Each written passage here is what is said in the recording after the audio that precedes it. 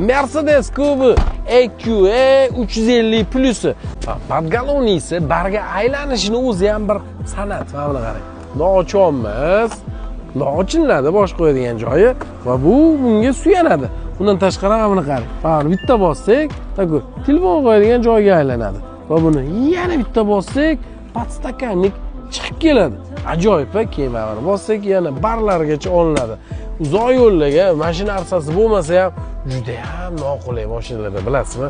Shulargacha borda. Mercedes kubi EQE 350 Plus. Reshotkasida katta Mercedes logodan tashqari mayda logochalarni ko'ryapsizmi? Katta head-up display, katta panoramasigacha bor. Bitta ruchkasi silasak, Mercedes logosi ham, yozig'i ham chiqib keladi.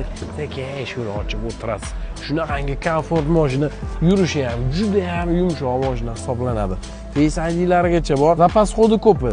EQE 350 Plus. Qarang, 86% zaryadka bilan mana minimum 410, maksimum 600 km 86% bilan deyapti. Даже 700 realni yurar ekan. O'rtacha yursangiz ishoning. Assistentlarini ham dizaynini yorib yuborgan. Qarang, xohlagan rangingizga o'zgartirib olib, kiyimingizni rangiga moslashsiz bo'ladi. Qarang, ko'm qilaman, xohlasangiz qip-qizil qilib qo'yaman.